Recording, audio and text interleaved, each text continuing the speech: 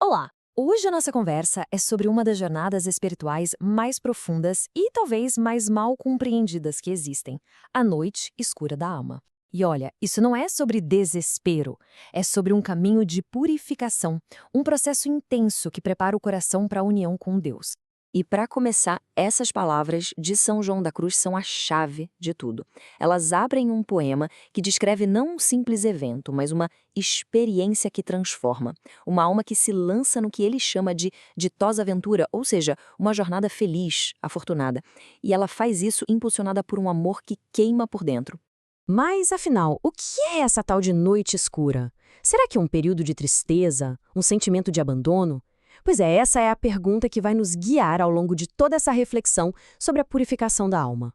Para a gente entender essa noite, primeiro a gente precisa olhar para dentro, porque o palco de toda essa jornada é o coração humano. E é lá que se trava uma luta que é fundamental. Essa guerra interior é descrita de forma muito clara por São Paulo. De um lado, existe um prazer, uma alegria na lei de Deus, lá no fundo do nosso ser. Mas, do outro lado, a gente sente nos nossos membros uma outra lei, a lei do pecado, que luta sem parar contra o nosso espírito. É uma batalha real, contínua. O ponto central aqui é que não se trata só de um sentimento, sabe? É um estado de oposição. A carne e o espírito são forças contrárias. E essa oposição impede a união com Deus. Porque vamos combinar, é impossível se unir a Ele sem se livrar daquilo que é contrário a Ele. Essa luta toda, portanto, exige um caminho para ser resolvida, e esse caminho é justamente o processo de purificação. E é aí que a noite escura se revela, não como um lugar de trevas, mas como um processo. É a purificação da alma, um caminhar às escuras. Ou seja, sem os confortos e as luzes que os nossos sentidos nos dão para poder alcançar o destino final, a perfeição. E olha, que fique bem claro, não é um caminho fácil ou romântico, não. A noite escura é comparada a um fogo que dói e que queima, e que faz isso para purificar os apetites e os vícios. É uma verdadeira prova para a fé, um teste que limpa a alma, assim como o ouro é provado no fogo. O propósito divino por trás desse fogo todo fica bem claro aqui. Essa prova, essa noite, tem um objetivo, que a fé, depois de testada, se mostre mais preciosa que o ouro. E o resultado disso é louvor, honra e glória. Ou seja, existe um bem gigantesco que nasce desse sofrimento. Agora, essa jornada de purificação não acontece de uma vez só. Ela se desenrola em duas grandes etapas, duas noites diferentes, pelas quais a alma precisa passar no seu caminho para a perfeição. E essas duas fases são bem distintas.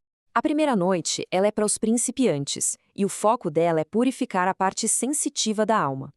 Já a segunda, bem mais profunda, é para os adiantados e purifica a parte espiritual. É fundamental passar pela primeira para poder entrar na segunda.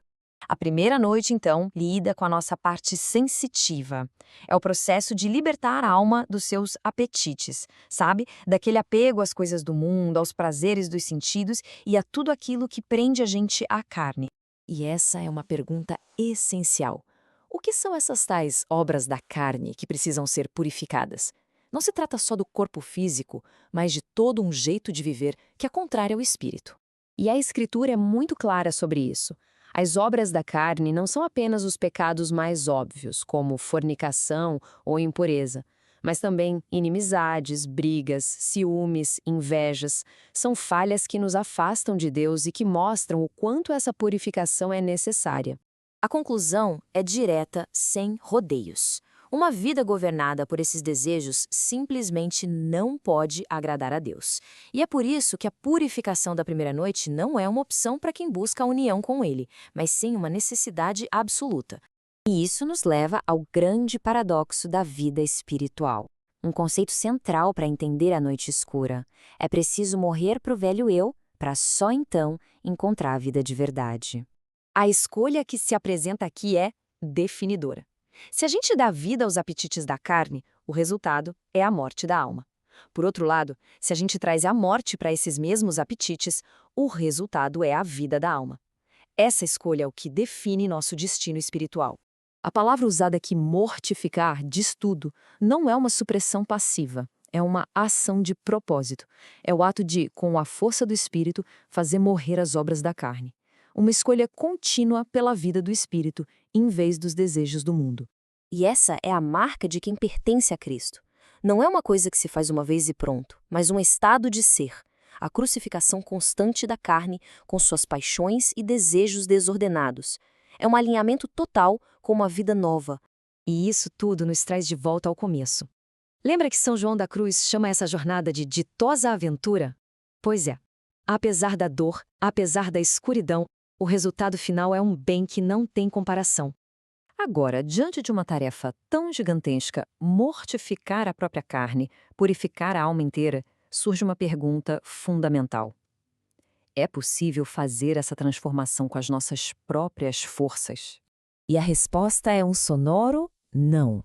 Sozinha, a alma é incapaz. A purificação, o esvaziamento de si, isso não é obra humana, é obra divina. A alma depende inteiramente da graça de Deus.